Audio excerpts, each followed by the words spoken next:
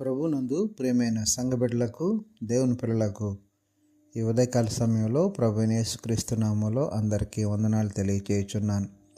గడిచిన రోజు నుంచి ఈ రోజు వరకు దేవుడు మనకు తోడుగా ఉండి ఆయన కాపుదల మనతో ఉంచి ఈ సమయంలో ఆయన నామాన్ని స్తుతించుకోవడానికి ప్రభు ఇచ్చిన మంచి సమయాన్ని బట్టి దేవునికి మహిమ ఘనత ప్రభావాలు కలుగును గాక. ఆమెన్. అనుదిన వాక్యాహారం ద్వారా ఈరోజు దేవుడు మనకిస్తున్న వాక్య వాగ్దానం, ఒకని తల్లి వానిని ఆదరించినట్లు నేను మిమ్మును ఆదరించెదను అని యెషయా గ్రంథం 66వ అధ్యాయము 13వ వచనంలో మనం చూస్తూ ఉన్నాం. దేవునికి మహిమ కలుగును గాక. ప్రియమైన దేవుని పిల్లలారా, ఈ మాటను మనం గమనించినట్లయితే మన ప్రభువు తన పిల్లలమైనటువంటి మనల్ని ఒక చంటి బిడ్డను తల్లి ఏ రీతిగానైతే కాపాడుతూ ఉందో, భద్రపరుస్తూ ఉందో, ఆదరిస్తూ ఉందో, ప్రేమిస్తూ ఉందో, తన యొక్క ఆప్యాయతను కనపరుస్తూ ఉందో, ఆ రీతిగా తన పిల్లలమైనటువంటి మన ఎడల మన ప్రభువు కూడా అట్టి ప్రేమను, అట్టి ఆప్యాయతను, అట్టి ఆదరణను కనపరుస్తున్నారు.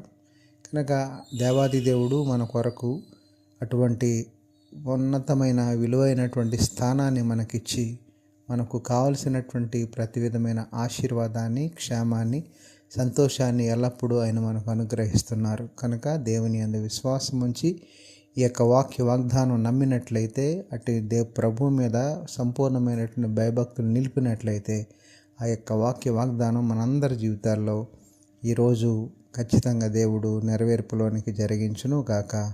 ఆమెన్. పరిశుద్ధుడైన మా దేవ, ప్రేమగల మా తండ్రి, మహోన్నతుడైన మా ప్రభువా, ఉదయకాల సమయంలో మరొకసారి నీ నామానికి వందనాలు, స్తోత్రాలు చెల్లిస్తున్నాం తండ్రి. ఈరోజు మీరు మాకు ఇచ్చిన వాక్య వాగ్దానాన్ని బట్టి నీకు స్తోత్రాలు. ఈరోజంతా నీ పిల్లలకు మీరే తోడుగా ఉండి సహాయం చేసి నడిపించండి.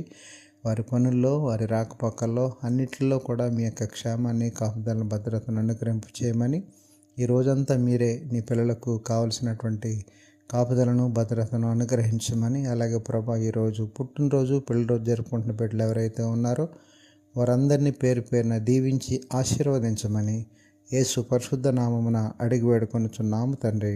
ఆమెన్.